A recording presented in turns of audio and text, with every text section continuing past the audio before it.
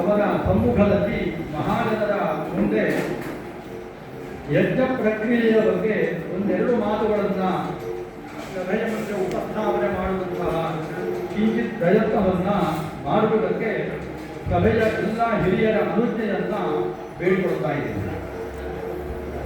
ನಮಸ್ತೆ ಗಾರ್ಹಸ್ಥಾನ ನಮಸ್ತೆ ದಕ್ಷಿಣಾಗ್ನಯೇ ನಮ ಬಾಹವನೀಯಾಯ ಮಹಾವೇದ್ಯೈ ನಮೋ ನಮಃ.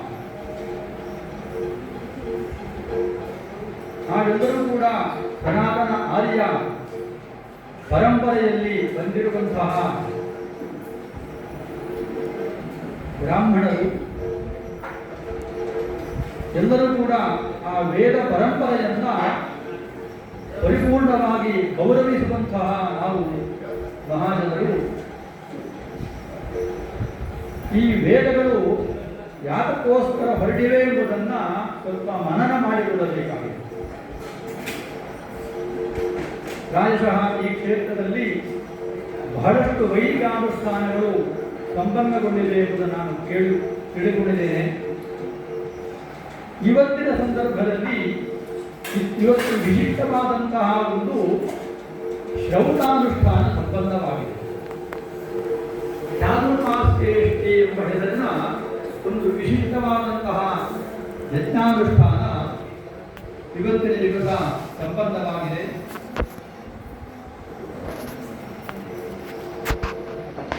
ವೇದಾಭಿ ಯಜ್ಞಾರ್ಥಂ ಅಭಿಪ್ರವೃತ್ತಾಃ ಅಂತ ಒಂದು ವಾಕ್ಯವನ್ನು ನಾವು ಹೇಳಿದ್ದೇವೆ. ವೇದಗಳು ಯಜ್ಞಕ್ಕೋಸ್ಕರವೇ ಹೊರಟಿವೆ. ಅಂದರೆ ವೇದಗಳ ಉದ್ದೇಶ ಯಜ್ಞಾನುಷ್ಠಾನ ಅಂತ ತಾತ್ಪರ್ಯ. ಇದು ಪ್ರಾಧಾನ್ಯದ ವ್ಯವದೇಶ. ಅದರ ಅಂಗವಾಗಿ ವೇದಗಳಿಗೆ ಬಹಳಷ್ಟು ಪ್ರಯೋಜನವನ್ನು ಹೇಳಿದ್ದಾರೆ. ಚಾತುರ್ವರ್ಣ್ಯಂ ಅಧೋಲೋಕಾಃ ಚತ್ವಾರಶ್ಚ ಆಶ್ರಮಾಃ ಪೃಥಕ್ ಭೂತಂ ಭವ್ಯಂ ಭವಿಷ್ಯಂಚ ಸರ್ವಂ ವೇದಾತ್ ಪ್ರಸಿದ್ಧ್ಯತಿ ಇತಿ ಮಧುವಚನವಿದೆ. ಸರ್ವಂ ವೇದಾತ್ ಪ್ರಸಿದ್ಧ್ಯತಿ, ವೇದದಿಂದ ನಮಗೆ ಯಾವುದು ಸಾಧ್ಯವಿಲ್ಲ ಅಂತ ಒಂದು ಪ್ರಶ್ನೆ ಬಂದರೆ ಸಕಲವೂ ಸಾಧ್ಯವಾಗಿದೆ. ಅದು ಹೇಗೆ ಎಂಬ ವಿಚಾರ ಮುಂದಿನದ್ದು. ಅದಕ್ಕೆ ನಾವು ಯಾತಕ್ಕೆ ಈ ವೇದಕ್ಕೆ ಇಷ್ಟೊಂದು ಪ್ರಾಶಸ್ತ್ಯವನ್ನು ಕೊಡುತ್ತೇವೆ ಅಂತ ಹೇಳಿದ್ರೆ, ವೇದವು ಧರ್ಮವನ್ನು ಮಾತ್ರ ಓದಿರುವಂತಹ ಧರ್ಮೇ ಪರೀಯಮಾಣೈಹಿ ವೇದೇನ ಕರಣಾತ್ಮನ ಇತಿ ಕರ್ತವ್ಯತಾ ಭಾಗಂ ಮೀಮಾಂಸಾ ಪೂರಯಿಷ್ಯತಿ ಅಂತ ಕುಮಾರನ ಭಟ್ಟರ ವಚನವನ್ನು ನಾವು ಧರ್ಮವನ್ನು ಪ್ರಮಾಣವನ್ನಾಗಿ ಸ್ವೀಕಾರ ಮಾಡಿ ಆ ಧರ್ಮದ ಜಿಜ್ಞಾಸೆಯನ್ನು ಮಾಡಲು ಹೊರಟಾಗ ಅದಕ್ಕೆ ಒಂದು ಸಾಧನೀಭೂತ ಕರಣವಾಗಿರುವಂತಹದ್ದು ವೇದಗಳು. ಧರ್ಮೇ ಪ್ರಮೀಯಮಾಣೇಹಿ ವೇದೇನ ಕರಣಾತ್ಮನ, ಕರಣರೂಪವಾಗಿ ಸಾಧನ ರೂಪವಾಗಿರುವಂತಹದ್ದು ಸಕಲ ವೇದಗಳು. ಹಾಗಾದರೆ ಆ ಕರಣ ಸಾಧನವನ್ನು ಹೇಗೆ ಬಳಸಬೇಕು ಎಂದು ಪ್ರಶ್ನೆ ಬಂದಾಗ ಅಲ್ಲಿ ಯಜ್ಞಗಳನ್ನು ನಾವು ನೋಡ್ತೇವೆ. ಯಜ್ಞಾನುಷ್ಠಾನದ ಮೂಲಕ ನಾವು ವೇದವನ್ನು ಕರಣವನ್ನಾಗಿ ಬಳಸಬೇಕು. ಆ ಯಜ್ಞಾನುಷ್ಠಾನಕ್ಕೆ ಇತಿ ಕರ್ತವ್ಯವೇ ಅಂತ ಒಂದು ಪರಿಭಾಷಾ ಶಬ್ದ. ಕರ್ಮಾನುಷ್ಠಾನದ ಸ್ವರೂಪಾನುಷ್ಠಾನ, ಕರ್ಮವನ್ನು ಸ್ವರೂಪತಃ ಅನುಷ್ಠಾನ ಮಾಡುವಂತಹ ಬಗೆಗೆ ಯಜ್ಞ ಅಂತ ಹೇಳಿದರು. ಆ ಇತಿಕರ್ತವ್ಯದ ಭಾಗ ಮೀಮಾಂಸಾ ಪೂರಯಿಷ್ಯತಿ. ಯಜ್ಞಾನುಷ್ಠಾನದಲ್ಲಿ ಏನಾದರೂ ವಿಶಿಷ್ಟವಾದಂತಹ ಚಿಂತೆಗಳು ಅಂದರೆ ಅನುಷ್ಠಾನದ ಸ್ವರೂಪದಲ್ಲಿ ಪರಸ್ಪರ ಜಿಜ್ಞಾಸೆಗಳು ಬಂದಾಗ ಹಿಂದೆ ಬ್ರಹ್ಮವಾದಿಗಳು ಚಿಂತನೆಯನ್ನು ಮಾಡ್ತಾ ಇದ್ದಂತೆ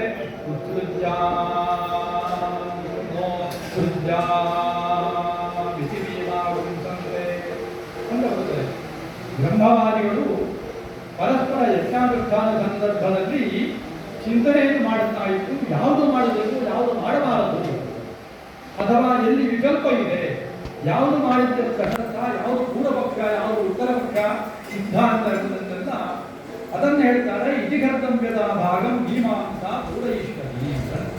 ಅದಕ್ಕೆ ಮೀಮಾಂಸಾ ಜ್ಞಾನಗಳು ವಾಕ್ಯಶಾಸ್ತ್ರ ಅಂತ ಕರೀತಾರೆ. ಈ ಮೀಮಾಂಸಾ ಜ್ಞಾನಗಳು ಸಿದ್ಧಾಂತವನ್ನು ಮಾಡಿ ಯಜ್ಞಾನುಷ್ಠಾನದಲ್ಲಿ ಬರುವಂತಹ ಇತಿ ಕರ್ತವ್ಯಕ್ಕೆ ಒಂದು ಸಿದ್ಧಾಂತ ಸಿದ್ಧಾಂತ ಪಕ್ಷವನ್ನು ಅನುಷ್ಠಾನ ಪಕ್ಷವನ್ನು ಹಾಕುತ್ತಾ ಇರುವುದು. ಈ ಮೀಮಾಂಸಾ ಶಾಸ್ತ್ರ ಆರಂಭವಾಗುವುದೇ ತಥಾತು ಧರ್ಮ ಜಿಜ್ಞಾಸ ಬೋಧನಾರಕ್ಷಣೋ ಧರ್ಮ ಅಂತ ಹೇಳ್ತಾರೆ. ಧರ್ಮ ಜಿಜ್ಞಾಸೆಯನ್ನು ಮಾಡುವಾಗ ಧರ್ಮ ಅಂದರೆ ಏನು ಅಂತ ಪ್ರಶ್ನೆ ಬರುತ್ತದೆ. ಶೋಧನಾರಕ್ಷಣೋ ಧರ್ಮ, ವೇದದಿಂದ ವಿಹಿತವಾದಂತಹ ಕರ್ಮಾನುಷ್ಠಾನದ ಬಗೆಗೆ ಧರ್ಮ ಅಂತ ಹೇಳ್ತಾರೆ. ಯಾಗಾದಿರೇವ ಧರ್ಮ ಅಂತ ಹೇಳ್ತಾರೆ. ಹಾಗಾದಾಗ ಆ ಯಾಗಗಳನ್ನು ಮಾಡುವುದಕ್ಕೆ ನಮಗೆ ಒಂದು ಮೂಲ ಸೂತ್ರ ಬೇಕು, ಮೂಲ ಪ್ರಮಾಣ ಬೇಕು. ವೇದವು ವಿಷಯತ್ವ ವಾಯಗಸ್ಥೋ ವಾಯಗಸ್ಥ ದೇವೋಗಸ್ಥ ವೇದ ಈ ಪ್ರಕಾರವಾಗಿ ಅನೇಕ ಮಂತ್ರಗಳ ಸಾಹಿತ್ಯವನ್ನ, ಮಂತ್ರಗಳು ಪರಸ್ಪರ ಸೇರಿಕೊಂಡು ಒಂದು ಅಧ್ಯಯನ ಕ್ರಮದಲ್ಲಿ ವೇದ ರಾಶಿ ಇದೆ. ಅದರಲ್ಲಿ ಋಗ್ವೇದ, ಯಜುರ್ವೇದ, ಸಾಮವೇದ, ಅಥರ್ವವೇದ ಈ ಪ್ರಕಾರ ಚತುರ್ಧ ವಿಭಾಗವಾದಂತಹ ಆ ವೇದವನ್ನು ನಾವು ದೊಡ್ಡ ಪರ್ವತಾಕಾರದಲ್ಲಿ ವೇದ ಇದೆ. ಅದೊಂದು ಜ್ಞಾನ ರಾಶಿ. ಅದರಲ್ಲಿ ಕರ್ಮದ ಭಾಗವನ್ನು ಮಾತ್ರ ವಿಶೇಷವಾಗಿ ಪ್ರತ್ಯೇಕ ಮಾಡಿ ಕರ್ಮಕಾಂಡ ಜ್ಞಾನಕಾಂಡ ಅಂತ ಇಟ್ಟರೆ, ಕರ್ಮಕಾಂಡದ ಆ ಭಾಗವನ್ನು ವಿಶೇಷವಾಗಿ ಬೋಧನೆ ಮಾಡುವುದಕ್ಕೆ ಹೊರಟದ್ದು ಮೀಮಾಂಸಾ, ಪೂರ್ವಮೀಮಾಂಸಾ ಶಾಸ್ತ್ರ. ಮಾತುಮಿಚ್ಛಾ ಮೀಮಾಂಸಾ ಅಂತ ಹೇಳ್ತಾರೆ. ಆ ಪ್ರಮಾಣಭೂತವಾದಂತಹ ವೇದವಾಕ್ಯಗಳನ್ನೇ ಇಟ್ಟುಕೊಂಡು ಅದರಲ್ಲಿ ಪ್ರತಿಜ್ಞಾವಾಕ್ಯ, ಪೂರ್ವಪಕ್ಷ ವಾಕ್ಯ, ಸಿದ್ಧಾಂತ, ಸಂಶಯಗಳು ಏನು ಬರ್ತವೆ ಎಲ್ಲವನ್ನೂ ಕೂಡ ಅಧಿಕರಣ ರೂಪದಲ್ಲಿ ವಿಸ್ತಾರವಾಗಿ 12 ಅಧ್ಯಾಯಗಳ ರೂಪದಲ್ಲಿ ವಿಸ್ತಾರವಾಗಿ ಹೇಳಿದೆ ಮೀಮಾಂಸಾ ಶಾಸ್ತ್ರ. ಧರ್ಮ, ಧರ್ಮದ ರಕ್ಷಣ, ಅಲ್ಲಿ ಅಂಗಾಂಗಿ ಭಾವಗಳು, ಪ್ರತ್ಯರ್ಥ, ಪುರುಷಾರ್ಥ, ಉಪದೇಶ, ಅಧಿದೇಶ, ಊಹ, ಅಧಿಕಾರ, ಪ್ರಸಂಗ ಇತ್ಯಾದಿ ಅನೇಕ ವಿಷಯಗಳಲ್ಲಿ ಈ 12 ಅಧ್ಯಾಯಗಳಲ್ಲಿ ವಿಭಕ್ತವಾದ ವಿಚಾರ ಪೂರ್ವಮೀಮಾಂಸಾ ಶಾಸ್ತ್ರ. ಆ ಮಧ್ಯದಲ್ಲಿ ವೇದದ ಕರ್ಮಾನುಷ್ಠಾನವನ್ನು ಮಾತ್ರ ವಿಧಾಯಕವಾಗಿ ಇರುವಂತಹ ಒಂದು ವೇದಾಂಗ ಇದೆ. ಶಿಕ್ಷಾ ವ್ಯಾಕರಣಂತಹ ನಿರುಕ್ತಂ ಜ್ಯೋತಿಷಂತಹ ಕಲ್ಪಶ್ಚೇತಿ ಷಡಂಗಾನಿ ವೇದಸ್ನಾಹುತಿ. ಕಲ್ಪ ಎಂಬಂತಹ ಒಂದು ಷಡಂಗಗಳಲ್ಲಿ ಅನ್ಯತಮವಾದಂತಹ ಒಂದು ಶಾಸ್ತ್ರ ಇದೆ, ಕಲ್ಪಶಾಸ್ತ್ರ. ಕಲ್ಪ್ಯತೆ ಸಮರ್ಥ್ಯತೆ ಯಾಗಪ್ರಯೋಗ ಅತ್ರ ಇತಿ ಕಲ್ಪ ಎಂಬುದಾಗಿ ಆ ಶಬ್ದಕ್ಕೆ ವ್ಯುತ್ಪತ್ತಿಯನ್ನು ಮಾಡಿದ್ದಾರೆ. ಯಾಗಪ್ರಯೋಗವನ್ನ ಸಮರ್ಥನೆ ಮಾಡುವುದು, ಸಮರ್ಥನೆ ಅಂದರೆ ಲೌಕಿಕವಾದ ಅರ್ಥ ಅಲ್ಲ, ಅನುಷ್ಠಾನ ಮಾಡುವಂತಹದ್ದು.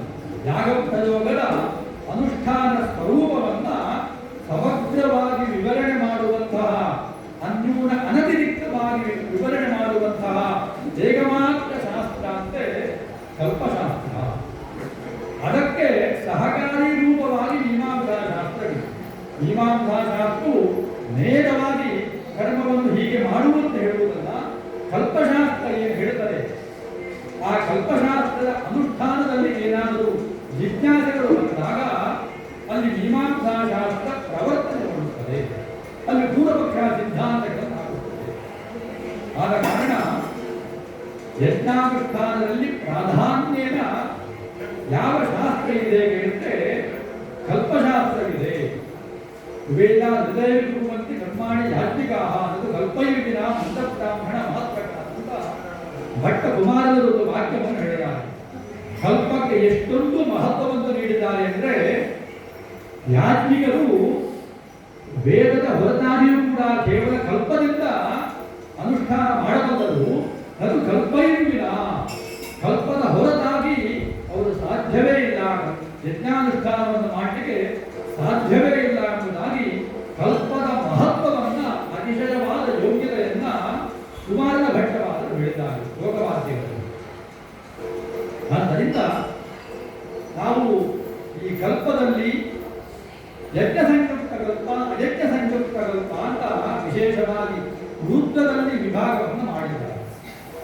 ಎಲ್ಲ ವೇದ ಮಂತ್ರಗಳಿಗೆ ಶ್ರೌತ ವಿನಿಯೋಗ, ಶ್ರುತಿ ಹೇಗೆ ಹೇಳಿದೆ ಅದೇ ಪ್ರಕಾರ ವಿನಿಯೋಗವನ್ನು ಹೇಳುವಂತಹದ್ದು ಕಲ್ಪಸೂತ್ರಗಳು. ಕಲ್ಪಸೂತ್ರಗಳಲ್ಲಿ ಶ್ರೌತ ಸೂತ್ರಗಳು, ಇನ್ನು ಗೃಹ್ಯ ಸೂತ್ರಗಳು, ಧರ್ಮಸೂತ್ರಗಳು, ಶುಲ್ಕ ಸೂತ್ರಗಳು ಅಂತ ಈ 4 ಸೂತ್ರ ಪ್ರಪಂಚವಿದೆ. ಈ 4 ಸೂತ್ರದಲ್ಲಿ ಸಕಲವೂ ಕಲ್ಪವೂ ಕೂಡ ಅಡಗಿದೆ. ಹಾಗಾದರೆ ಶ್ರೌತ ಸೂತ್ರಗಳು ಮತ್ತು ಶುಲ್ಕ ಸೂತ್ರಗಳು ನೇರವಾಗಿ ವೇದವಾಕ್ಯವನ್ನೇ ಅನುಸರಿಸಿ ವೇದವಾಕ್ಯಗಳ ನೇರವಾದ ಅನುಷ್ಠಾನವನ್ನು ಬೋಧನೆ ಮಾಡುತ್ತದೆ. ಅದಕ್ಕೆ ಶ್ರೌತ ಸೂತ್ರ ಎಂದರೆ ಶ್ರುತಿ ಸಂಬಂಧವಾದ, ಶ್ರುತಿಗೆ ನೇರವಾದ ಸಂಬಂಧ ಇರುವಂತಹ ಸೂತ್ರಗಳಿಗೆ ಶ್ರೌತ ಸೂತ್ರ ಅಂತ ಹೇಳಿ. ಅದರ ಹೊರತಾಗಿ ಮನೆಯಲ್ಲಿ ಗೃಹದಲ್ಲಿ ಅನುಷ್ಠಾನ ಮಾಡುವಂತಹ ಗೃಹ ಸಂಬಂಧವಾದ ಆ ಸೂತ್ರಗಳಿಗೆ ಗೃಹ್ಯ ಸೂತ್ರ ಅಂತ ಹೇಳಿದರು. ಹಾಗಾದರೆ ಶ್ರೌತಾನುಷ್ಠಾನ ಮನೆಯಲ್ಲಿ ಮಾಡುವುದಲ್ಲದೆ ಒಂದು ಪೂರ್ವಪಕ್ಷ ಬರಬಹುದು. ಹಾಗಲ್ಲ, ಮೊದಲಿಗೆ ವಿವಾಹಿತನಾಗಿ ಯಾರು ದಂಪತಿಗಳಂತಾಗ್ತಾರೆ ದಂಪತ್ಯೋ ಸಹಾಧಿಕಾರ ಅಂತ ಹೇಳ್ತಾರೆ. ಆ ದಂಪತಿಗಳು ಜೊತೆಯಾಗಿ ಅಜ್ಜಿಯನ್ನ ಸಿದ್ಧಿಸಿಕೊಳ್ಳುವುದು ಪ್ರಥಮತಃ ವಿವಾಹದಿಂದ. ವಿವಾಹೋತ್ಸವದಲ್ಲಿ ದಂಪತಿಗಳು ಯಾಗಹೋಮವನ್ನು ಮಾಡುವುದರ ಮೂಲಕ ಅವರಿಗೆ ಅಗ್ನಿ ಸಿದ್ಧಿಯಾಗುತ್ತದೆ. ಅದಕ್ಕೆ ಏಕಾದಿತ್ಯ ಉಪಾಸನಾ ಹೋಮ ಅಂತ ಹೇಳ್ತಾರೆ. ಪ್ರತಿನಿತ್ಯ ಉಪಾಸನೆ ಮಾಡುವಂತಹ ಆ ಅಗ್ನಿಗೆ ಉಪಾಸನಾಗ್ನಿ ಅಂತ ಹೇಳ್ತಾರೆ. ಆ ಉಪಾಸನಾಗ್ನಿಯಲ್ಲಿ ಅವರು ಉಪಾಸನಾ ವೈಶ್ವರ್ಯವಾದಿ ಧಾನ್ಯಪಾಗಾದಿ ಕರ್ಮಗಳನ್ನ ಏಕಾಗ್ನಿ ಸಾಧ್ಯವಾದ ಕರ್ಮಗಳನ್ನ ಅನುಷ್ಠಾನ ಮಾಡಬೇಕು. ಅನಂತರದಲ್ಲಿ ಯಾಗಪುತ್ರ ಕೃಷ್ಣಕೇಶ ಅಗ್ನಿನಾಥ ಭೀರ ಅಂತ ಇದೆ. ಪುತ್ರೋತ್ಪತ್ತಿ ಆಗಿ ಆ ದಂಪತಿಗಳಲ್ಲಿ ಅವರಿಗೆ ಕೃಷ್ಣಕೇಶ ಇನ್ನೂ ತಲೆ ಕೂದಲು ಕಪ್ಪಾಗಿರಬೇಕು, ಅಂದರೆ ವಯಸ್ಸಾಗಿರಬಾರದು ಅಂತ ಅರ್ಥ. ಶುಕ್ಲಕೇಶನಾಗಬಾರದು, ಇನ್ನೂ ತಾರುಣ್ಯದಲ್ಲಿದೆ, ಅವನ ಅಗ್ನಿಯನ್ನು ಆಧಾನ ಮಾಡಬೇಕು. ಯಾವುದು ಅಗ್ನಿನಾಥ ದೀಪ ಅಂತ ಅಲ್ಲಿ ಬಹುವಚನ ಪ್ರಯೋಗವಿದೆ. ಅಗ್ನಿನಾಥ ದೀಪ. ಇನ್ನೊಂದಿದೆ ದಶಮಯಾಗಿ ಅಗ್ನಿನಾಥ ದೀಪ. ವಿವಾಹಿತನಾಗಿ 10ನೇ ದಿವಸದಲ್ಲಿ ಕೂಡ ಆಧಾರವನ್ನು ಮಾಡಬೇಕು ಎಂಬುದಾಗಿ ವಿಕಲ್ಪವಾಗಿ ಹೇಳಿದ್ದಾರೆ. ಒಟ್ಟಿನಲ್ಲಿ ಏಕಾಂತದಿಂದ ಆರಂಭವಾದಂತಹ ಆ ಗೃಹಸ್ಥನ ಅಗ್ನಿ ಅನುಷ್ಠಾನ, ಅಗ್ನಿ ಪರಿಚರ್ಯೆ ಮುಂದೆ ವಿಸ್ತಾರವಾಗುತ್ತೆ, ವೈತಾನಿಕ ಅಗ್ನಿ ಆಗುತ್ತೆ. ವಿಧಾನ ಅಂದರೆ ವಿಸ್ತಾರ ಅಂತ ಅರ್ಥ. ಒಂದು ಅಗ್ನಿಯನ್ನ 3 ಅಗ್ನಿಗಳಾಗಿ ಅವರ ಆಧಾರ ಮಾಡಬೇಕು. ಆ ಅಗ್ನಿಯನ್ನ ಅಜಸ್ತ್ರ ಧಾರಣ ಅಂತ ಹೇಳ್ತಾರೆ. ಅಜಸ್ತ್ರ ಅಂದರೆ ಪ್ರತಿನಿತ್ಯ ಕೊನೆಯ ಶ್ವಾಸದ ತನಕ ಅಗ್ನಿಯನ್ನ ಧಾರಣೆ ಮಾಡಿ ಅಗ್ನಿಯನ್ನ ಪರಿಚರ್ಯ ಮಾಡುವುದಕ್ಕೆ ಅಜಸ್ತ್ರ ಧಾರಣ ಅಂತ ಹೇಳುವುದು. ಇದು ಎಲ್ಲ ಬ್ರಾಹ್ಮಣರಿಗೂ ಹೇಳಿರುವಂತಹ ಮುಖ್ಯವಾದ ವಿಧಿ. ಈಗ ಬೆರಳಿಗೆಯ ಹಿರಿಯರು ಮಾತ್ರ ಇದ್ದಾರೆ, ಅದರ ಕಾಲದ ವಿಚಾರ ಬೇರೆ. ಆದರೆ ಸಕಲ ಬ್ರಾಹ್ಮಣರಿಗೆ ಹೇಳಿರುವಂತಹ ಈ ವಿಧಿ. ಆ ಏಕಾಗ್ನಿಯ ಉಪಾಸನಾಗ್ನಿಯನ್ನ ವಿಧಾನವಾಗಿ ವೈಧಾನಿಕಾಗ್ನಿಯಾಗಿ ಮಾಡಬೇಕು. ಅದೇ ನಾವಿಲ್ಲಿ ಕಾಣ್ತಾ ಇದ್ದೇವೆ.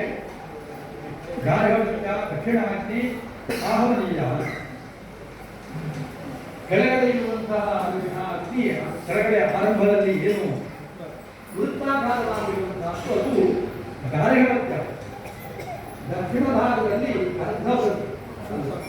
ಅಸೂರ್ಧಾಕಾರವಾಗಿರುವಂತಹದ್ದು ದಕ್ಷಿಣಾಗ್ನಿ ಅಂತ ಹೇಳಿದರು. ಇನ್ನು ಪೂರ್ವ ಭಾಗದಲ್ಲಿ ಚತುರಸ್ರಾಕಾರವಾಗಿರುವಂತಹದ್ದು ಆಹವನೀಯ ಅಗ್ನಿ, ಇದೇ ಶ್ರೇತಾಗ್ನಿ ಅಂತ ಹೇಳಿದರು. ಉಪಾಸನಾಗ್ನಿ ವಿಸ್ತಾರವಾಗಿ 3 ಅಗ್ನಿಗಳಾಗಿ ನಾವು ಕಾಣುತ್ತೇವೆ. ಈ 3 ಅಗ್ನಿಗಳಾಗಿ ಇದ್ದ ಮೇಲೆ ಅದನ್ನ ಆಧಾನ ಮಾಡಿದವನಿಗೆ ಆಧಾನ ಮಾಡಿ ಪ್ರತಿನಿತ್ಯ ಅಗ್ನಿಹೋತ್ರವನ್ನು ಅನುಷ್ಠಾನ ಮಾಡಬೇಕು. ಅಗ್ನಿಹೋತ್ರಕ್ಕೋಸ್ಕರವೇ ಆಧಾನ, ಅವನಿಗೆ ಅಗ್ನಿಹೋತ್ರಿ ಅಂತ ಹೇಳಿದರು. ಆ ರೀತಿ ಆಧಾರವಾಗಿ ಮಾಡಿ ಅಗ್ನಿಹೋತ್ರವನ್ನ ಇಷ್ಟಿಗಳನ್ನ ಎಲ್ಲ ಅನುಷ್ಠಾನ ಮಾಡುವವನಿಗೆ ಅಗ್ನಿಹೋತ್ರಿ ಅಂತ ಹೇಳಿದರು. ಈ ಅಗ್ನಿಹೋತ್ರಕ್ಕೆ ಏನು ಅಷ್ಟೊಂದು ಮಹತ್ವ ಅಂತ ಹೇಳಿದ್ರೆ, ಅಗ್ನಿಹೋತ್ರ ಪ್ರಾರಣ ಯಜ್ಞ, ಎಲ್ಲ ಯಜ್ಞಗಳು ಕೂಡ ಅಗ್ನಿಹೋತ್ರದಿಂದ ಆರಂಭವಾಗುತ್ತವೆ ಅಂತ ವೇದ ಹೇಳ್ತಾ ಇದೆ. ಸಾಮಾನ್ಯವಾಗಿ ವೇದಗಳು ಎಲ್ಲಿ ಯಜ್ಞ ಶಬ್ದವನ್ನು ಬಳಸುತ್ತವೆ ಎಲ್ಲ ಈ ಶ್ರೌತ ಯಜ್ಞವನ್ನೇ ಹೇಳುವಂತಹ ಲಕ್ಷಣಜ ನಾವು ಸ್ಮಾರ್ಥ ಯಜ್ಞವನ್ನು ಹೇಳಬಹುದು. ಆದರೆ ಮುಖ್ಯಾರ್ಥದಲ್ಲಿ ಇಲ್ಲಿ ನಾವು ಕಾಣುವಂತಹ ವೇದಾಂತಿ ಸಾಧ್ಯವಾದ ಯಜ್ಞಗಳನ್ನು ಹೇಳುವಂತಹ ಅಗ್ನಿಹೋತ್ರ ಪ್ರಾಯಣ ಯಜ್ಞ. ಪ್ರಾಯಣ ಶಬ್ದಕ್ಕೆ ಆರಂಭ ಅಂತ ಅರ್ಥ. ಭಾಷ್ಯಕಾರರು ನಾಯನಾಚಾರ್ಯರು ಅದಕ್ಕೆ ಆರಂಭ ಅಂತ ಅರ್ಥವನ್ನು ಮಾಡಿದ್ದಾರೆ. ಅಗ್ನಿಹೋತ್ರ ಪ್ರಾಯಣ ಯಜ್ಞಾಃ, ಸಕಲ ಯಜ್ಞಗಳು ಕೂಡ ಅಗ್ನಿಹೋತ್ರದಿಂದ ಆರಂಭವಾಗುತ್ತವೆ. ಕಿಂಪ್ರಾಯಣಂ ಅಗ್ನಿಹೋತ್ರಮಿತಿ, ಅಲ್ಲೇ ಮುಂದೆ ಬರುತ್ತದೆ ಕಿಂಪ್ರಾಯಣಂ ಅಗ್ನಿಹೋತ್ರಂ. ಹಾಗಾದ್ರೆ ಅಗ್ನಿಹೋತ್ರ ಯಾವುದರಿಂದ ಆರಂಭ ಆಗುತ್ತೆ? ವತ್ಸೋ ವಾ ಅಗ್ನಿಹೋತ್ರಸ್ಯ ಪ್ರಾಯಣಂ. ವತ್ಸ ಕರುವಿನ ಹಸುವಿನ ಸಣ್ಣ ಮಗು ಎಂದೇ ಕರು, ಅದು ಅಗ್ನಿಹೋತ್ರಕ್ಕೆ ಆರಂಭ ಅಂತ ಹೇಳಿ ನಮ್ಮ ಯಜುರ್ವೇದದಲ್ಲಿ ಅಂತ ಮಂತ್ರ ಆರಂಭ ಆಗುತ್ತೆ, ಈ ಕಾರಣದಿಂದ ಆರಂಭ ಆಗುತ್ತೆ. ಆ ಇಷೇತ್ವೋರ್ಚೇತ್ ಆ ಮಂತ್ರ ಯಾವುದನ್ನು ಹೇಳ್ತಾ ಇದೆ ಹೇಳಿದ್ರೆ ವತ್ಸ ಅಪಾಕರಣವನ್ನು ಹೇಳ್ತಾ ಇದೆ. ಯಾದಕ್ಕೆ ವತ್ಸವನ್ನ ಕರುವನ್ನ ಹಸುವಿನಿಂದ ದೂರ ಮಾಡುವುದು ಯಾದಕ್ಕೆ ಅಂತ ಹೇಳಿದ್ರೆ ಹಾಲಿಗೋಸ್ಕರ. ಹಾಲು ಇಲ್ಲದೆ ಪಯ ಅದರ ರಹಿತವಾಗಿ ಅಗ್ನಿಹೋತ್ರವನ್ನು ಮಾಡುವುದಕ್ಕೆ ಸಾಧ್ಯ ಇಲ್ಲ. ಅದು ಅಗ್ನಿಹೋತ್ರಕ್ಕೆ ಹವಿಸ್ಸಾಗಿದೆ, ಮುಖ್ಯವಾದ ಹವಿಸ್ಸಾಗಿದೆ. ಹಾಗಾದರೆ ನಾವು ಹಾಲನ್ನು ಪಡೆಯುವ ಬಗೆ ಹೇಗೆ ಹೇಳಿದಾಗ ಹಸುವಿನಿಂದ ನಾವು ಹಾಲನ್ನು ಪಡೆಯಬೇಕು. ಹಸುವು ಕರುವಿನ ಜೊತೆಗೆ ಇರ್ತದೆ. ಕರು ಇದ್ದಾಗಲೇ ಹಸುವಿಂದ ನಮಗೆ ಹಾಲನ್ನು ಪ್ರಾಪ್ತಿ, ಭಯಪ್ರಾಪ್ತಿ. ಹಾಗಾದರೆ ಎಲ್ಲ ಹಾಲನ್ನು ಕೂಡ ಕರು ಕುಡಿದು ಬಿಟ್ಟರೆ ನಮಗೆ ಅಗ್ನಿಹೋತ್ರಕ್ಕೆ ಹವಿಸ್ಸಿಗೆ ಹಾಲಲ್ಲಿದೆ. ಆದ್ದರಿಂದ ಬಹುವರ್ಣ ಯುಕ್ತವಾದಂತಹ ಅನೇಕ ವರ್ಣ ಎಲೆಗಳಿಂದ ಕೂಡಿದಂತಹ ಒಂದು ಪಾಲಾಶದ ಕೋಲಿನಿಂದ ಮೆಲ್ಲಗೆ ಮೆಲ್ಲಗೆ ಮೆಲ್ಲಗೆ ಹಸುವನ್ನು ಕರುವನ್ನು ದೂರ ಮಾಡಬೇಕು. ಕರು ಬೇಕಾದ ಹಾಲು ಕುಡಿದಿರುತ್ತದೆ, ಎಲ್ಲವನ್ನೂ ನೀನು ಖಾಲಿ ಮಾಡುವುದು ಬೇಡ. ಇಷೇ ಊರ್ಜೆ, ನನ್ನ ಯಜ್ಞಕ್ಕೋಸ್ಕರ ಯಜ್ಞಾನುಷ್ಠಾನ ಮಾಡಿ ನಾವು ಸಮೃದ್ಧಿ, ಪಶು ಸಮೃದ್ಧಿಯನ್ನ, ಅನ್ನ ಸಮೃದ್ಧಿಯನ್ನು ಪಡೆಯಬೇಕು. ಅದಕ್ಕೋಸ್ಕರ ನನಗೆ ಹಾಲು ಬೇಕು. ಆ ಹಾಲು ನೀರು ಕುಡಿದು ಮುಗಿಸಬೇಡ, ಆದ್ದರಿಂದ ನಿನ್ನನ್ನು ದೂರ ಮಾಡುತ್ತೇನೆ. ವತ್ಸ ಅಪಾಕರಣ, ವತ್ಸವನ್ನ ಹಸುವಿನಿಂದ ಸ್ವಲ್ಪ ದೂರ ದೂರ ಮಾಡುವಂತಹದ್ದು. ಇಲ್ಲಿ ಬಹುಪರ್ಣ ಅನೇಕ ಎಲೆಗಳಿಂದ ಕೂಡಿದಂತಹ ಪಾಲಾಶ ದಂಡವನ್ನು ಇಟ್ಟುಕೊಂಡು ಅದನ್ನ ಪೂರ್ವ ದಿಕ್ಕಿಗೆ, ಅದೆಲ್ಲ ವೇದದ ವಿಚಾರ ಹೇಳಿದೆ, ಅಪಾಕರಣ ಮಾಡಿ ಅನಂತರದಲ್ಲಿ ನಾವು ಆ ಗೋದೋಹನವನ್ನು ಮಾಡಿ ಆ ಅಗ್ನಿಹೋತ್ರಕ್ಕೆ ಬೇಕಾದಂತಹ ಹಸುವನ್ನ ನಾವೇ ಕಳೆಯಬೇಕು. ಅಗ್ನಿಹೋತ್ರ ಮೇವನ ನಾವೇ ಕಲಿಯಬೇಕು. ಈ ರೀತಿಯಾಗಿ ಬಹಳಷ್ಟು ನಿಯಮಗಳನ್ನು ಹೇಳಿದ್ದಾರೆ. ಒಟ್ಟಿನಲ್ಲಿ ಅಗ್ನಿಹೋತ್ರಕ್ಕೆ ಬೇಕಾದಂತಹ ಪಯಸ್ಸಂಪಾದನೆ ಮೊದಲು ಮಾಡಬೇಕು. ಆದ್ದರಿಂದಲೇ ವತ್ಸೋವ ಅಗ್ನಿಹೋತ್ರಸ್ಯ ಪ್ರಾರಣಂ ಅಂತ ಹೇಳ್ತಾರೆ. ಅಗ್ನಿಹೋತ್ರಕ್ಕೆ ಪ್ರಾರಂಭಕವಾದಂತಹ ದ್ರವ್ಯ ಅಂತ ಹೇಳಿದ್ರೆ ವತ್ಸ, ಅಲ್ಲಿಂದ ಆರಂಭ ಆಗುತ್ತೆ. ಹೀಗೆ ಅಗ್ನಿಹೋತ್ರದ ಅನುಷ್ಠಾನ ಇದು ದಿವಸವೂ ಕೂಡ 2 ಹೊತ್ತು ಮಾಡಬೇಕಾದಂತಹ ಅನುಷ್ಠಾನ. ಸೂರ್ಯ ಉದಯದಲ್ಲಿ, ಸೂರ್ಯ ಅಸ್ತದಲ್ಲಿ, ಅಲ್ಲಿ 2 ಪಕ್ಷ ಇದೆ. ಉದಿತೇಜು ಹೋದಿ, ಅನುದಿತೇಜು ಹೋದಿ. ಒಟ್ಟಿನಲ್ಲಿ ಪ್ರತಿನಿತ್ಯ ಅಗ್ನಿಹೋತ್ರವನ್ನು, ಈ ವೇದಾಂತ ಸಾಧ್ಯವಾದ ಅಗ್ನಿಹೋತ್ರವನ್ನು ಅನುಷ್ಠಾನ ಮಾಡಬೇಕಾದದ್ದು ಬ್ರಾಹ್ಮಣನಾದವರ ಕರ್ತವ್ಯ. ನಮ್ಮ ಸೌಭಾಗ್ಯ, ನಮ್ಮ ಕಣ್ಣ ಮುಂದೆಯೇ ನಮ್ಮ ಸಮಾಜದಲ್ಲಿ ಕೆಲವಷ್ಟು ಜನ ಪೂಜ್ಯರಾದಂತಹ ಅಗ್ನಿಹೋತ್ರಗಳಿದ್ದಾರೆ. ಅದು ನಮ್ಮ ಸೌಭಾಗ್ಯ. ಆ ಅಗ್ನಿಹೋತ್ರಿಗಳನ್ನ ಅಗ್ನಿಹೋತ್ರಾದಿ ಇಷ್ಟಿ ಪಶು ಸೋಮ ಈ ಚತುರ್ಮಾಸೇಷ್ಟಿ ಪ್ರಕಾರವಾಗಿ ಸಕಲ ಯಜ್ಞಾನುಷ್ಠಾನವನ್ನು ಮಾಡುವಂತಹ ವಿಶಿಷ್ಟ ಯೋಗ್ಯತೆಯುಳ್ಳ ವೈದಿಕರು ಕೂಡ ನಮ್ಮ ಮುಂದೆ ಇದ್ದಾರೆ. ಆದ್ದರಿಂದ ನಾವು ಸಹಸ್ರ ವೈದಿಕರನ್ನು ನಾವು ನೋಡಿದ್ರೆ ಅಲ್ಲಿ 1-2 ಇಂತಹ ವೈದಿಕರು ಇರ್ತಾರೆ. ಅದಕ್ಕೊಂದು ಉದಾಹರಣೆ ಹೇಳ್ತೇನೆ. ನಮ್ಮ ಶಾಸ್ತ್ರದಲ್ಲಿ ಬರುತ್ತದೆ 21 ಶಾಖೆ ಋಗ್ವೇದ ಇದ್ದಂತೆ, 21 ಭಕ್ತ ಏಕಶತ ಮಧ್ವರಿತು ಶಾಖಾ, 101 ಶಾಖೆ ಯಜುರ್ವೇದ ಇತ್ತು. ಸಹಸ್ರವರ್ತ್ಮ ಸಾಮವೇದ, ಸಾಮವೇದ 1000 ಶಾಖೆ ಇತ್ತು. 9 ಅಥರ್ವಣೋ ವೇದ ಅಂತ ಒಂದು ಸಂಖ್ಯೆಯನ್ನು ಹೇಳಿದ್ದಾರೆ ಭಾಷ್ಯಕಾರರು, ವ್ಯಾಕರಣ ಭಾಷ್ಯಕಾರರು. ಈಗ ನಾವು ನೋಡಿದ್ರೆ ಇಡೀ ಭಾರತದಲ್ಲಿ, ಅಖಂಡ ಭಾರತದಲ್ಲಿ ಕೇವಲ ಬೆರಳೆಣಿಕೆಯಾಗಿ 9 ಅಥವಾ 10 ಶಾಖೆಗಳು ಉಳಿದಿವೆ. ಆದರೆ ಉಳಿದ ಶಾಖೆ ಎಲ್ಲಿ ಅಂತ ಹೇಳಿದ್ರೆ ಲೀನವಾಗಿ ಅಂತರಿಕ್ಷದಲ್ಲಿ ಲೀನವಾಗಿ ಹೋಗಿದೆ. ಅಂದರೆ ನಾವೇ ಕಳ್ಕೊಂಡಿದ್ದೇವೆ ಅಂತ ಅರ್ಥ. ನಮ್ಮಲ್ಲಿ ಇದ್ದು ಅಂದರೆ ಅದನ್ನ ಇದ್ದು ಅಂದರೆ ಸುಮ್ಮನೆ ನಾವು ಪುಸ್ತಕ ಅಥವಾ ಒಂದು ಬಾಳೆಹಣ್ಣು ಲೆಕ್ಕ ಮಾಡಿದಾಗಿತ್ತು ಅಂತ ಅಲ್ಲ. ಅದನ್ನ ಅಧ್ಯಯನ ಮಾಡಿದಂತಹ ಆ ಪರಮ ಯೋಗ್ಯರಾದ ಬ್ರಾಹ್ಮಣರು ಇದ್ದರು ಅಂತ ಅರ್ಥ. ಆ ಪರಂಪರೆಯಲ್ಲಿ ಋಗ್ವೇದ ಪರಂಪರೆ, ಯಜುರ್ವೇದ ಪರಂಪರೆ, ಇದೇ ಚತುರ್ವೇದ ಪರಂಪರೆಯಲ್ಲಿ ತತ್ತಚ್ಛಾಖೆಯಲ್ಲಿ ಜನಿಸಿದಂತಹ ಬ್ರಾಹ್ಮಣರು ಅದನ್ನ ಹೃದ್ಗತವಾಗಿ ಕಂಠಸ್ಥವಾಗಿ ಆ ವೇದಗಳನ್ನ ಆತ್ಮಸಾತ್ ಮಾಡಿಕೊಂಡ ಆ ವರ್ಗ ನಮ್ಮಲ್ಲಿ ಇತ್ತು ಒಂದರ್ಥ. ಪ್ರಕೃತ ಅಷ್ಟು ನಾವು ಕಳ್ಕೊಂಡು ಎಲ್ಲ ಲುಪ್ತವಾಗಿದೆ, ಇಷ್ಟು ಮಾತ್ರ ಇದೆ. ಇಷ್ಟಲ್ಲೂ ಕೂಡ ಬೆರಳಿಗೆ ಅಧ್ಯಯನ ಮಾಡಿಕೊಂಡಿದ್ದಾರೆ, ಬೆರಳಿಗೆ ಸಂಖ್ಯೆ ಇದೆ. ಅಂದ್ರೆ ನಾವು ಎಷ್ಟನ್ನ ಉಳಿಸಿಕೊಂಡಿದ್ದೇವೆ, ಕಳ್ಕೊಂಡಿದ್ದೇವೆ ಅಂತ ಲೆಕ್ಕಾಚಾರ ಮಾಡಿ. ಆದ್ದರಿಂದ ಪ್ರಕೃತ ಈ ರೀತಿಯಾದಂತಹ ಶೌಚಾನುಷ್ಠಾನ ಆಗಬೇಕಾದದ್ದು ನಮ್ಮ ಸಮಾಜದ ಅತ್ಯಂತ ಅವಶ್ಯ ಕರ್ತವ್ಯ. ಹೇಗೆ ನಾವು ನಮ್ಮ ಬ್ಯಾಂಕಲ್ಲಿ ಇಟ್ಟಂತಹ ಹಣ ಕಡಿಮೆ ಆದಾಗೆ ಅದನ್ನು ವೃದ್ಧಿ ಮಾಡುವುದಕ್ಕೆ ನಾವು ಎಷ್ಟು ಶತಪ್ರಯತ್ನ ಮಾಡ್ತೇವೆ. ಸುಮ್ಮನೆ ಲೌಕಿಕ ದೃಷ್ಟಾಂತ. ಶತಪ್ರಯತ್ನ ಮಾಡಿ ಎಲ್ಲ ಧರ್ಮ ಅದನ್ನೆಲ್ಲ ಬಿಟ್ಟು ಅಧರ್ಮವನ್ನೇ ಮಾಡಿ ಆ ಧನವನ್ನು ವೃದ್ಧಿ ಮಾಡಲಿಕ್ಕೆ ಪ್ರಯತ್ನ ಮಾಡುತ್ತೇವೆ. ಇದ್ಯಾಕೆ ನಮಗೆ ಬೇಡ? ಯಾಕೆ ನಮಗೆ ವೇದಗಳು ಬೇಡ? ಶ್ರೀ ಸಾಹಿಶ್ರೀ ರವತಾ ಸದಾ ಅಂತ ಹೇಳ್ತೇವೆ. ಅದೇ ಅತ್ಯಂತ ಪಶು ಸಮೃದ್ಧಿ ಅಂತ ಅದೇ ಸಂಪತ್ತು ಅಂದ್ರೆ ವೇದಗಳನ್ನೇ ನಮ್ಮ ಹಿಂದಿನವರು ಪೂರ್ವಿಕರು ಸಂಪತ್ತು ಅಂತ ಕರೆದಿದ್ದಾರೆ. ನಮಗೆ ಆ ಸಂಪತ್ತು ಇಬ್ಬರು ಬೇಡವಾಗಿದೆ. ಅಧರ್ಮದಿಂದ ಮಾಡುವಂತಹ ಸಂಪತ್ತು. ಹಾಗಾದರೆ ನಮ್ಮಲ್ಲಿ ಇರುವ ಈಗಿನ ಸಂಪತ್ತೆಲ್ಲವೂ ಕೂಡ ಅಧರ್ಮದಿಂದಲೇ ಬಂದಿತ್ತು ಅಂತಲ್ಲ, ಅಧರ್ಮದಿಂದಲೂ ಬಂದಿದೆ. ಯಾಕಕ್ಕೆ ಅಂದ್ರೆ ನಾವು ನಮ್ಮ ಕರ್ತವ್ಯದಲ್ಲಿ ಬರೆದಿದ್ದೇವೆ. ನಮ್ಮ ಧರ್ಮಶಾಸ್ತ್ರಗಳು ಏನು ಬ್ರಾಹ್ಮಣರಿಗೆ ವಿಧಿಯನ್ನ ಅನುಷ್ಠಾನವನ್ನ ಹೇಳಿದೆ, ಅದಕ್ಕಿಂತ ಹೆಚ್ಚು ನಾವು ನಿಷೇಧವನ್ನು ಯಾವುದು ಮಾಡಬಾರದು ಅದನ್ನು ಮಾಡ್ತಾ ಇದ್ದೇವೆ. ಆದ್ದರಿಂದ ಈ ಕರ್ಮಾನುಷ್ಠಾನ ಯಜ್ಞ ಸಂಗತಿ ಲೋಪ ಆಗ್ತಾ ಇದೆ. ಸಂತತಿ ಶಬ್ದ ಬಂದಾಗ ಒಂದು ವಾಕ್ಯ ಜಾವಾಗ ಆಗ್ತಾ ಇದೆ. ಬೋಧಾಯನರು ಹೇಳ್ತಾರೆ, ವಿದ್ಯಾಸಂತತಿ ಪ್ರಜಾಸಂತತಿ. ಯಾರು ಅಧ್ಯಾಪನವನ್ನು ಮಾಡಿ ಶಿಷ್ಯರನ್ನ ಬೆಳೆಸುತ್ತಾರೆ, ಶಿಷ್ಯ ಸಂಪತ್ತು ಯಾರಿಗೆ ಅಧಿಕವಾಗಿದೆ ಅವರು ಕೂಡ ಸಂತತಿಯುಕ್ತರೇ ಆಗಿದ್ದಾರೆ.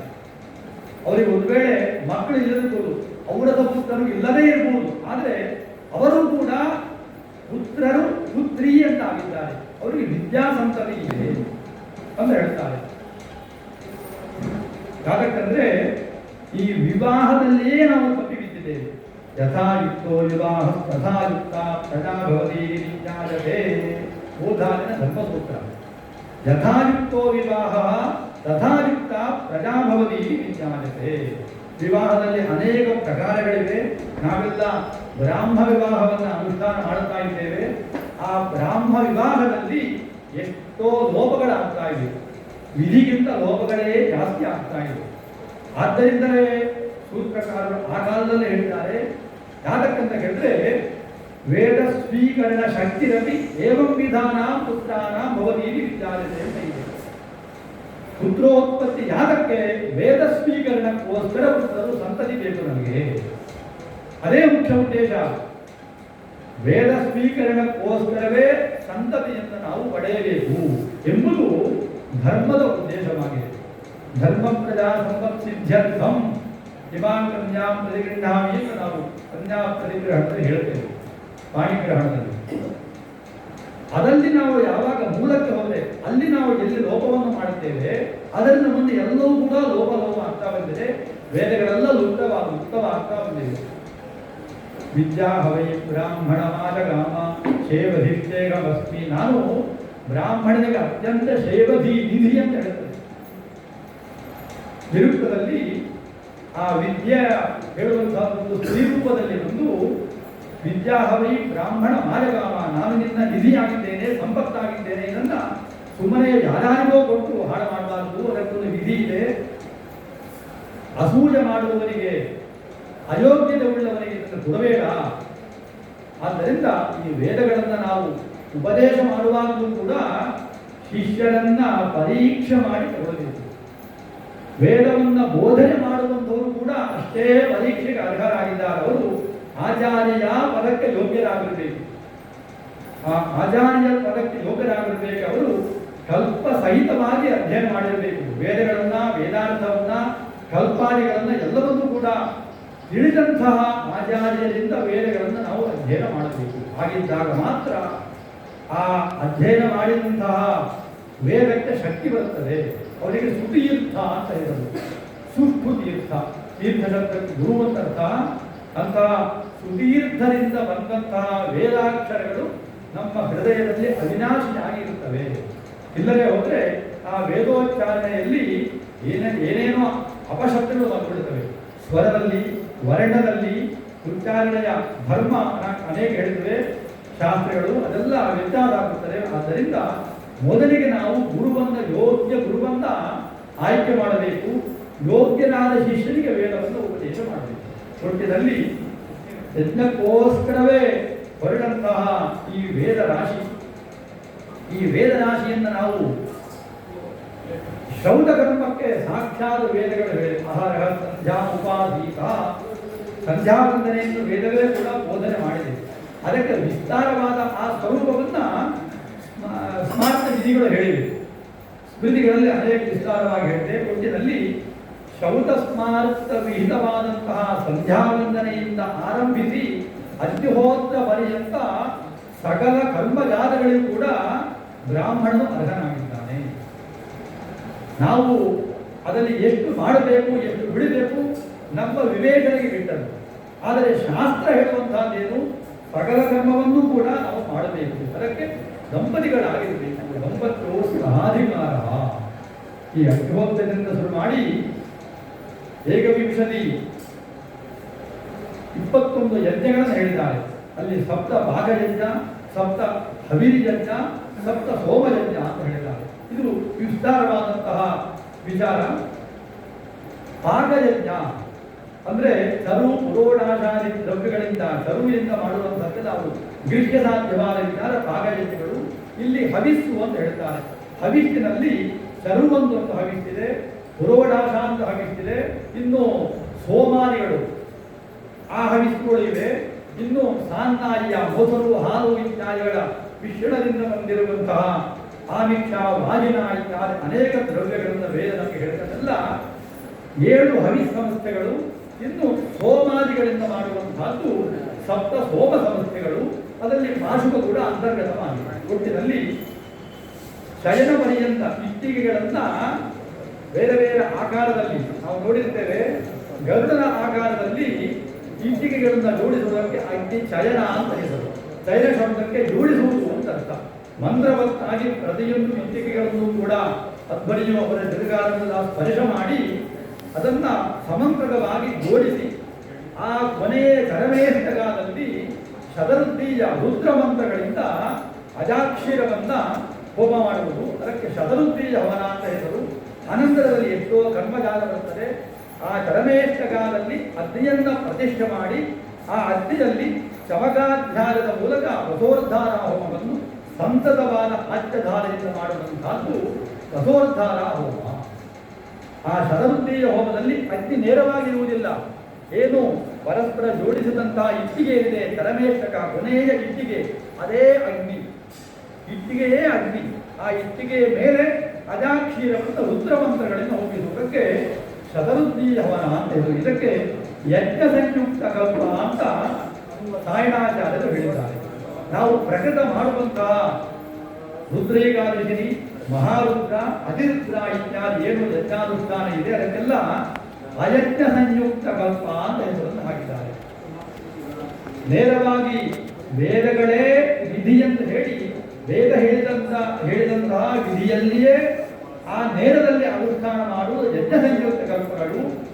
ಅಯಜ್ಞ ಸಂಯುಕ್ತ ಕಲ್ಪದಲ್ಲಿ ಅನೇಕ ಋಷಿ ವಚನಗಳಿವೆ. ಮಹಾರಣವಾದಿ ಗ್ರಂಥಗಳು, ಶಾಸಾತವ, ಇನ್ನು ಪುರಾಣಾದಿ ಗ್ರಂಥಗಳು, ಅನೇಕ ಗ್ರಂಥಗಳು, ಭಟ್ಟಭಾಸ್ಕರರು ಯಜ್ಞ ರುದ್ರಾನುಷ್ಠಾನದಿಂದ ಮಾಡುವಂತಹ ವಿಧಾನವನ್ನು ಹೇಳಿದ್ದಾರೆ. ಬೋಧಾಯನ ಮಹರ್ಷಿಗಳು ಕೂಡ ಹೇಳಿದ್ದಾರೆ. ಅನೇಕ ಮಹರ್ಷಿಗಳಿಂದ ಉತ್ತಮವಾದ ಸ್ಮೃತಿಗಳಿಂದ ಉತ್ತಮವಾದಂತಹ ವೃತ್ತಾನುಷ್ಠಾನಕ್ಕೆ ಅಯಜ್ಞ ಸಂಯುಕ್ತ ಕಲ್ಪ ಅಂತ ಹೇಳಿದರು. ಅಲ್ಲಿಯೂ ಕೂಡ ಈ ಶತರುದ್ರೀಯ ಹವನ ಬರ್ತದೆ. ರುದ್ರ ಹವನವನ್ನ ಆಜ್ಯ ಮಿಶ್ರಿತವಾದಂತಹ ತಿರುಗುರಿ ಮಿಶ್ರ ದ್ರವ್ಯದಿಂದ ಮಾಡಬಹುದಾಗಿದೆ, ಶುದ್ಧವಾದ ಆಜ್ಯ ದ್ರವ್ಯದಿಂದ ಮಾಡಬಹುದಾಗಿದೆ. ಹೀಗೆ ದ್ರವ್ಯ ಭೇದಗಳನ್ನು ಹೇಳಿದ್ದಾರೆ. ಒಟ್ಟಿನಲ್ಲಿ ಅಲ್ಲಿ ಸಂಖ್ಯಾ ನಿರ್ದೇಶ ಇರ್ತದೆ. ಆ ರುದ್ರ ಮಂತ್ರವನ್ನ ಪೂರ್ತಿ ಸಮಗ್ರ ಒಂದೇ ಮಂತ್ರ ಒಂದು ಪಕ್ಷ, ರೇಧಾ ವಿಭಾಗ 3 ಭಾಗಗಳಾಗಿ ಅದರಲ್ಲಿ 2 ಪಕ್ಷ ಇದೆ. ಇನ್ನು 6 ಮಂತ್ರಗಳಾಗಿ ರುದ್ರವನ್ನು ವಿಭಾಗ ಮಾಡುವಂತಹದ್ದು, 16 ಮಂತ್ರಗಳಾಗಿ ವಿಭಾಗ ಮಾಡುವಂತಹದ್ದು, ಅಷ್ಟಾದತ್ವಾರಿ ಶುದ್ಧ 48 ಮಂತ್ರಗಳಾಗಿ ವಿಭಾಗ ಮಾಡುವುದು, 169 ಮಂತ್ರಗಳಾಗಿ ವಿಭಾಗ, ಹೀಗೆ 6 ವಿಭಾಗಗಳನ್ನು ಮಾಡಿ ಆ ಯಾವುದಾದ್ರೂ ಒಂದು ವಿಭಾಗದಲ್ಲಿ ಮಾಡಬಹುದು ಎಂಬುದಾಗಿ ನಮಗೆ ಮಹರ್ಷಿ ವಚನಗಳು ನಮಗೆ ಸಾರುತ್ತಾ ಇವೆ. ಅದು ಶತರುದ್ರೀಯ ಹವನ. ಅದಕ್ಕೆ ಅನುಗುಣವಾಗಿ ಅಲ್ಲಿ ಸಂಪೂರ್ಣ ಹೋಮ, ದಶಾಂಶ ಹೋಮ, ಶತಾಂಶ ಹೋಮ ಇತ್ಯಾದಿ ಅನೇಕ ವಿಧಾನಗಳನ್ನು ಹೇಳಿದ್ದಾರೆ. ಅನಂತರದಲ್ಲಿ ಚಮಕ ಮಂತ್ರಗಳಿಂದ ಆ ಆಹುತಿಗಳನ್ನು ಹೇಳಿದ್ದಾರೆ. ಈ ಶತರುದ್ರೀಯ ಹವನ ಮುಗಿದ ಸಾಕ್ಷಾತ್ ಉತ್ತರದಲ್ಲಿ ವಸೋದ್ಧಾರೆಯನ್ನು ಮಾಡಬೇಕು. ಸಂತತವಾದ ಆಜ್ಯಧಾರೆಯಿಂದ ವಿಟ್ಟಕೃತ್ ಮಾಡುವುದಕ್ಕೆ ಮೊದಲೇ ವಸೋದ್ಧಾರ ಹವನವನ್ನು ಮಾಡಬೇಕು. ಈ ವಸೋದ್ಧಾರ ಹವನ ಆದ ಮೇಲೆ ಗೋದಾನಾದಿಗಳನ್ನು ಕೊಡಲಿಕ್ಕೆ ಹೇಳಿದ್ದಾರೆ. ಬ್ರಹ್ಮೋದನ ಗೋದಾನಾದಿಗಳು ಅದರ ಅಂಗವಾಗಿ ಹೇಳಲ್ಪಟ್ಟಿದೆ. ಅದಾದ ಮೇಲೆ ವಿಟ್ಟಕೃತ್ ಹವನವನ್ನು ಮಾಡಿ ಅನಂತರ ಜಜಾದಿ ಏನು ಕರ್ಮ ಸಮೃದ್ಧಿ ಹವನ, ರಾಜಶ್ರೀ ಇದೆಲ್ಲ ಇಲ್ಲಿ ಕೂಡ ಬರುತ್ತದೆ. ಶೌತಾನುಷ್ಠಾನದಲ್ಲೂ ಕೂಡ ಈ ಪ್ರಕಾರವಾದ ಹವನಗಳನ್ನು ಹೇಳಿದ್ದಾರೆ. ಒಟ್ಟಿನಲ್ಲಿ ಪ್ರಧಾನವಾದ ಹವನದಲ್ಲಿ ಸ್ವರೂಪದ ವ್ಯತ್ಯಾಸವಿದೆ. ಇಲ್ಲಿ ತ್ರೇತಾಜ್ಞಿ ಸಾಧ್ಯವಾದ ಆಹ್ವನೀಯದಲ್ಲಿ ನಾವು ಏನು ಇಲ್ಲಿ ನೋಡ್ತಾ ಇದ್ದೇವೆ, ಇಲ್ಲಿ ಅಧ್ವರಿಯೂ ಇರುತ್ತಾರೆ, ಇಲ್ಲಿ ಆಜ್ಞೀಧ್ರ ಇರುತ್ತಾರೆ, ಹೋತ ಅಂತ ಇರುತ್ತಾರೆ, ಬ್ರಹ್ಮ ಇರುತ್ತಾರೆ, ಯಜಮಾನ ಇರುತ್ತಾರೆ. ಆ ಯಜಮಾನನು ಯಾಗವನ್ನ ಮೊದಲಿಗೆ ಸಂಕಲ್ಪವನ್ನು ಮಾಡಿ ಮಧ್ಯದಲ್ಲಿ ಅಧ್ವರಿಯು ಹವನವನ್ನು ದ್ರವ್ಯ ಪ್ರಕ್ಷೇಪವನ್ನು ಮಾಡಿದಾಗ ಯಜಮಾನನಾದವನು ತ್ಯಾಗವನ್ನು ಹೇಳ್ತಾ ಇರ್ತಾನೆ. ಉದ್ದೇಶ ಅದು ತ್ಯಾಗ. ಇದು ಯಾರಿಗೆ ಉದ್ದೇಶ? ದೇವತೆಗೆ ಉದ್ದೇಶ. ಅದಕ್ಕೊಂದು ನಿರ್ವಚನವನ್ನು ಹೇಳಿದ್ದಾರೆ. ದೇವತ ಅಂದ್ರೆ ಏನು ಅಂತ ಹೇಳಿದ್ರೆ ಅವಿಪ್ರಕ್ಷೇಪಕಾಲಿಕ ಚತುರ್ಥಂತರದೋಚ್ಚಾರಣ ಕರ್ಮತ್ವಂ ಅಂತ ಹೇಳ್ತಾರೆ. ಅವಿಪ್ರಕ್ಷೇಪ ಮಾಡುವ ಸಂದರ್ಭದಲ್ಲಿ ಚತುರ್ಥಂತವಾಗಿ ಭೂ ಸ್ವಾಹ ಅಗ್ನಯ ಇದಂ ಮಮ ಅಗ್ನಜೇ ಚತುರ್ಥಂತ ಪದೋಚ್ಚಾರಣ ಕರ್ಮತ್ವಂ, ಅದು ದೇವದಾತ್ವ ಅಂತ ಹೇಳ್ತಾರೆ. ಇದು ಸ್ವರೂಪತಃ ನಾವು ವಿಚಾರ ಮಾಡುವಂತಹದ್ದು. ದೇವದಾಸಕ್ಕೆ ಇನ್ನೂ ಅನೇಕ ವ್ಯಾಖ್ಯಾನಗಳನ್ನ ನಿರುಕ್ತಕಾರರು ಮಾಡಿದ್ದಾರೆ. ದೇವತಾ ಪರೀಕ್ಷಾ ಅಂತ ಇರ್ತದೆ, ಅದು ವಿಚಾರ ಇನ್ನೂ ವಿಸ್ತಾರವಾಗಿದೆ. ಪ್ರಕೃತ ಯಜ್ಞಾನುಷ್ಠಾನದಲ್ಲಿ ಅವಿಪ್ರಕ್ಷೇಪಕಾಲಿಕ ಚತುರ್ಥಂತ ಪದೋಚ್ಚಾರಣ ಕರ್ಮತ್ವಂ ದೇವತಾತ್ವಂ ಅಂತ ಹೇಳಿದ್ದಾರೆ. ಹೀಗೆ ಆ ಉದ್ದೇಶ ತ್ಯಾಗವನ್ನು ಹೇಳುವಂತವನು ಯಜಮಾನ ಆಗಿರ್ತಾನೆ. ಸಕಲ ಕರ್ಮವನ್ನು ಕೂಡ ನಿರೀಕ್ಷಣೆ ಮಾಡಿ ರಾಜಸ್ಥಿತ್ತಾದಿಗಳನ್ನ ನಿರ್ದೇಶ ಮಾಡುವವನು ಬ್ರಹ್ಮನಾಗಿರ್ತಾನೆ. ಅಧ್ವರಿ ವಿಶಿಷ್ಟವಾದ ಸ್ಥಾನ ಹೊಂದಿರ್ತಾನೆ.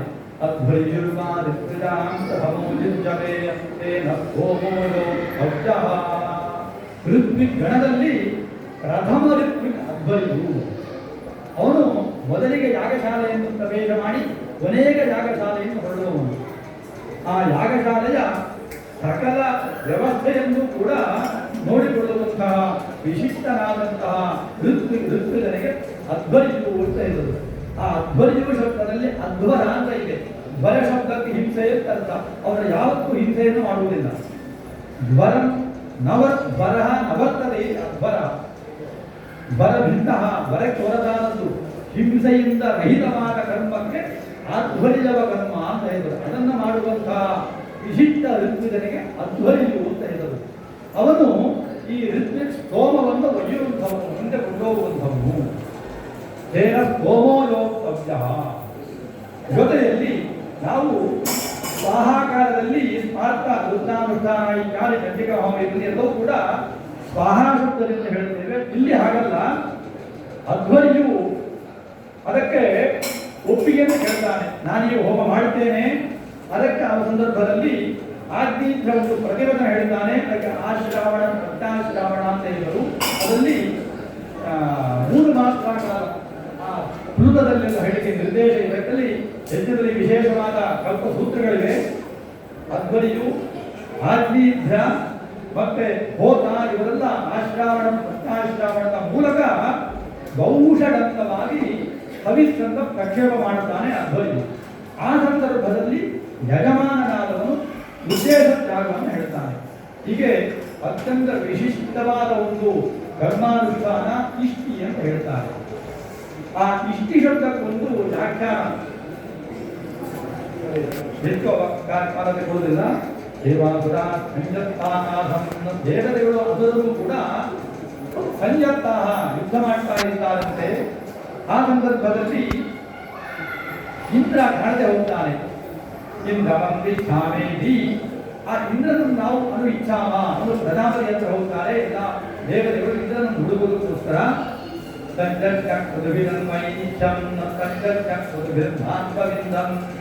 ಯಜ್ಞಕ್ರಮಗಳನ್ನು ಅನುಷ್ಠಾನ ಮಾಡಿ ಅದನ್ನು ಇಂದ್ರನ ನಾವು ಬಡಿಬಹುದು ಅಂತ ವಿಚಾರ ಬರ್ತದೆ. ಆದರೆ ಯಜ್ಞಾನುಷ್ಠಾನ ಮಾಡುತ್ತಾರೆ, ಅವನು ಸಿಗುವುದಿಲ್ಲ.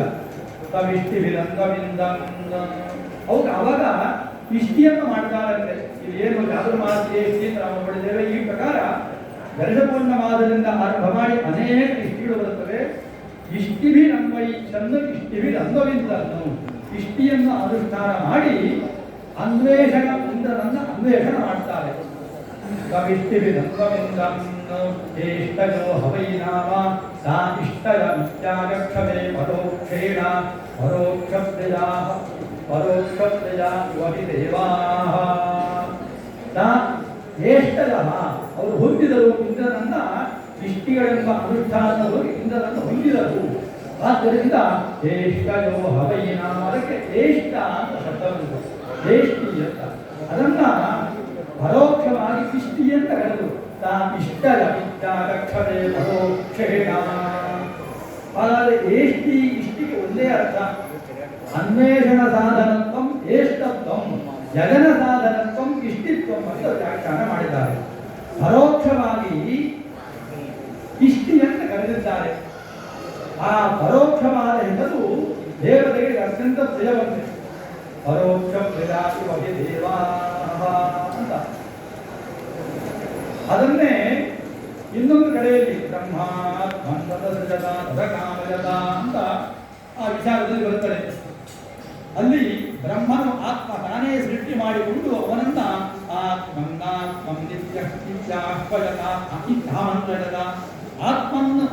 ತನ್ನ ಮಕ್ಕಳಿಗೆ ಆತ್ಮನ್ ಅಂತ ಕರೀತಾನಂತೆ. ಆತ್ಮನ್ ಆತ್ಮನ್ ಆತ್ಮನ್ ಅಂತ ಕರೀತಾನೆ. 10 ಸಲ ಕರೆದಾಗ ಒಬ್ಬ ಮಗ ಕೇಳಿಸ್ಕೊಡ್ತಾನೆ. 10 ಸಲ ಕರೆದಾಗ ಅವನಿಗೆ ದಶಹೋತ ಅಂತ ಹೇಳಿದರು. ಅವನಿಗೆ ದಶಭೂತ, ಕೇಳಿದವನು 10 ಸಲ ಕರೆದಾಗ ಕೇಳಿಸಿಕೊಂಡವನು ಅವನಿಗೆ ದಶಬೋಧೆ ತ್ಯಾಗಕ್ಕವೇ ಪರೋಕ್ಷೇಣ. ಆಗ ಯಾವ ಮಂತ್ರದಿಂದ ಕರೀತಾನೆ ಆ ಮಂತ್ರಕ್ಕೆ ದಶಹೋತ ಅಂತ, ದಶಹೋತ್ರ ಮಂತ್ರ. ಅದೇ ಪ್ರಕಾರ ಸಪ್ತಹೋತ್ರ ಮಂತ್ರ, ಷಡ್ಹೋತ್ರ ಮಂತ್ರ, ಈ ಚತುರ್ಹೋತ್ರ ಮಂತ್ರ. ಅವಾಗ ಚತುರ್ಹೋತ್ರದಲ್ಲಿ 4 ಸಲ ಕರೆದಾಗ ಮಗ ಕೇಳಿಸ್ಕೊಂಡಾಗ್ತದೆ, 4ನೇ ಸಲಕ್ಕೆ. ಆದ್ದರಿಂದ ಅವನು ನೇತಿಷ್ಠ ಅಂತ, ತಂದೆಗೆ ಅತ್ಯಂತ ಹತ್ತಿರದವನು ಅಂತ. 10 ಸಲ ಕರೆದಾಗ ಒಬ್ಬ ಮಗ ಬರ್ತಾನೆ, ಇನ್ನೊಬ್ಬ 4ನೇ ಸಲ ಕರೆದಾಗ ಬರ್ತಾನೆ. ಆದ್ದರಿಂದ ಅವನು ಹೃದಯಕ್ಕೆ ಅತ್ಯಂತ ಹತ್ತಿರದವನು ಅಂತ ವೇದದ ಉಪಾಖ್ಯಾನದ ಶ್ರೇಯದಲ್ಲಿ ಪರೋಕ್ಷವಾದ ಶಬ್ದಗಳಿಂದ ಕರೆಯುವಂತಹದ್ದು ದೇವತೆಗಳಿಗೆ ಅತ್ಯಂತ ಇಷ್ಟವಾದ ವಿಚಾರ. ಅದನ್ನೇ ಭಾಷ್ಯಕಾರದ ಒಂದು ಲೌಕಿಕ ದೃಷ್ಟಾಂತ ಹೇಳ್ತಾರೆ. ನಮ್ಮ ಗುರುಗಳಿರ್ತಾರೆ, ನಮ್ಮ ಬಂಧುಗಳಿರ್ತಾರೆ, ಅವರು ವಿಶಿಷ್ಟವಾದ ಯೋಗ್ಯತೆಯನ್ನು ಪಡೆದು ಉಪಾಧ್ಯಾಯರಾಗಿರ್ತಾರೆ, ಆಚಾರ್ಯರಾಗಿರ್ತಾರೆ. ಆ ಬಂಧುಗಳು ಕೂಡ ಬಂಧುತ್ವ ಶಬ್ದಕ್ಕಿಂತ ಆಚಾರ್ಯ, ಉಪಾಧ್ಯಾಯ, ಮಿಶ್ರ ಇತ್ಯಾದಿ ವಿಶೇಷಣ ಶಬ್ದಗಳಿಂದ ಸಂತುಷ್ಟರಾಗುತ್ತಾರೆ ಅಂತ ಇದೆ. ಒಬ್ಬರನ್ನ ನಾವು ಹೆಸರು ಹೇಳಿ ಕರೆಯುವುದಕ್ಕಿಂತ ಆಚಾರ್ಯರೇ ಬನ್ನಿ, ಉಪಾಧ್ಯಾಯರೇ ಬನ್ನಿ ಅಂತ ಕರೆದಾಗ ಅವರಿಗೆ ಹೃದಯದಲ್ಲಿ ವಿಶಿಷ್ಟವಾದ ಆನಂದವಾಗುತ್ತದೆ. ಅದು ಪರೋಕ್ಷ. ಅದನ್ನೇ ದೇವತೆಗಳು ಕೂಡ ಇಷ್ಟಪಡುತ್ತಾರೆ ಅಂತ ವೇದದಲ್ಲಿ ಅನೇಕ ವಿಚಾರಗಳು ಬರುತ್ತವೆ.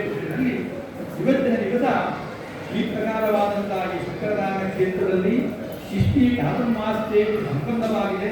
ಇದರ ಮುಂದವಾಗಿ ಭವನಾದಿಗಳನ್ನ ಯಜಮಾನರಿಗೆ ಹೇಳಿದ್ದಾರೆ. ಯಜಮಾನರು ಭವನವನ್ನು ಮುಗಿಸಿ ಶುದ್ಧರಾಗಿ ಬಂದಿದ್ದಾರೆ.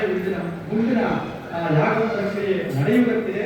ಒಟ್ಟಿನಲ್ಲಿ ಈ ಯಾಗದ ವಿಚಾರದಲ್ಲಿ, ಯಜ್ಞದ ವಿಚಾರದಲ್ಲಿ ಬಹಳ ವಿಚಾರ ಶಾಸ್ತ್ರಿಗಳು ಹೇಳಿದೆ.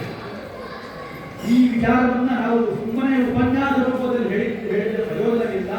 ನೇರವಾಗಿ ಯಜ್ಞವನ್ನು ನೋಡಿ ಆ ಯಜ್ಞದಲ್ಲಿ ಪ್ರಕ್ರಿಯೆಗಳು ಏನಿದೆ ಅಂತ ಶಾಸ್ತ್ರವನ್ನು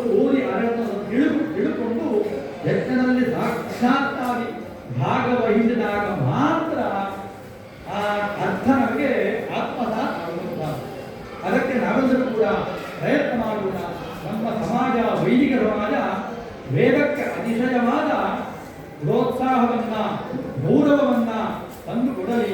ನಮ್ಮ ಸಮಾಜಕ್ಕೆ ಆ ರೀತಿಯಾದಂತಹ ಆ ಸದ್ಬುದ್ಧಿಯನ್ನ ಭಗವಂತನಾದಂತಹ ಸವಿತದೇವ ಯಜ್ಞಪುರುಷ ಹಾಗೂ ದ್ರೋಣ ಶಂಕರನಾರಾಯಣ ದೇವರು ನಮ್ಮೆಲ್ಲರ ಬುದ್ಧಿಯನ್ನು ಪ್ರಚೋದಿಸಲಿ ಎಂಬುದಾಗಿ ಈ ಸಂದರ್ಭದಲ್ಲಿ ಭಗವಂತನ ಸನ್ನಿಧಿಯಲ್ಲಿ ಒಂದೆರಡು ವಾಕ್ಯಗಳನ್ನು ಪ್ರಾರ್ಥನಾ ರೂಪವಾಗಿ ಸಮರ್ಪಣೆ ಮಾಡ್ತಾ ಇದ್ದೇವೆ. ಹರ ಹರ ನಮ ಪಾರ್ವತೀವರೇ ಹರ ಹರ ಮಹಾದೇವ.